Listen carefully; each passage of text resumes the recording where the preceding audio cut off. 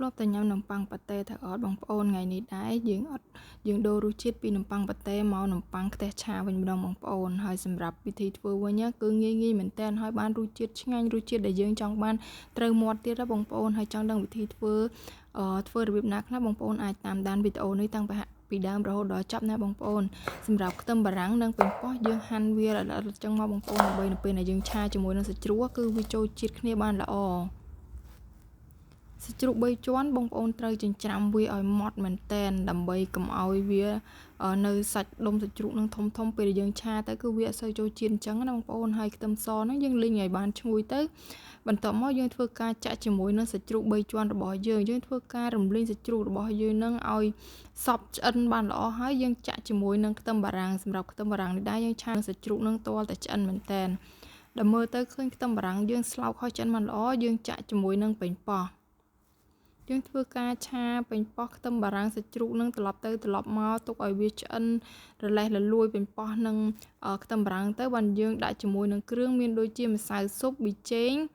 ស្ករសម្រាប់ស្ករបងប្អូនអាចប្រើស្ករត្នោតក៏បានស្ករសក៏បានដែរហើយយើងបន្ថែមជាមួយនឹងទឹកប្រេងខ្យងហើយបងប្អូនអាចបន្ថែមជាមួយនឹងទឹកស៊ីអ៊ីវបន្តិចបងប្អូនដើម្បីឲ្យ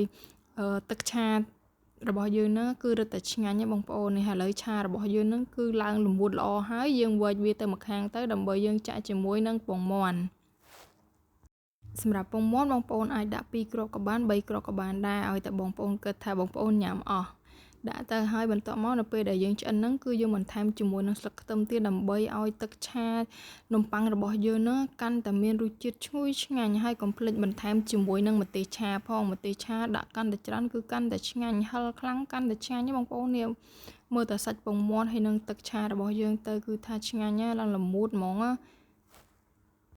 ហើយឥឡូវនេះនំប៉័ងខ្ទះឆារបស់យើងគឺបានឆ្អិនរួចរាល់ហើយដែរបងប្អូនមើលទៅឃើញថាតំណងអត់បងប្អូនអាចសាកធ្វើញ៉ាំបានណាបងប្អូនសម្រាប់បងប្អូនដែលមានតម្រូវការសូមផ្សាយពាណិជ្ជកម្មតិចសិនធៀបឡើងផ្ទះធ្វើវិក័យប័ត្រណែមកាតឆ្លាក់ត្រាថតរូបកែរូបថតពីចាស់ទៅថ្មីធ្វើ sticker banner ដាក់សុំរូបថតបងប្អូនអាចទំនាក់ទំនងមកបានលេខ Telegram 09643-5លេខ2 07858291សម្រាប់ទីតាំងរោងពងរបស់យើងខ្ញុំស្ថិតនៅភូមិវត្តស្លែងសង្កាត់ពងទឹកខណ្ឌដង្កោរាជធានីភ្នំពេញសូមអរគុណច្រើនបងប្អូនដែលតែងតែគាំទ្រហាងរោងពុម្ពសែននាវីតោះបងប្អូនមកញ៉ាំនំប៉័ងខ្ទះឆាទាំងអស់គ្នា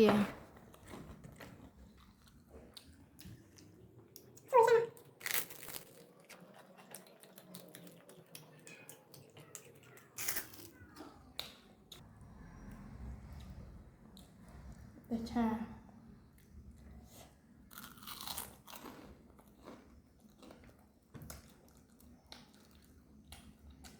ខ្ញុំវាមកបៀតលើនំប៉័ងហ្នឹង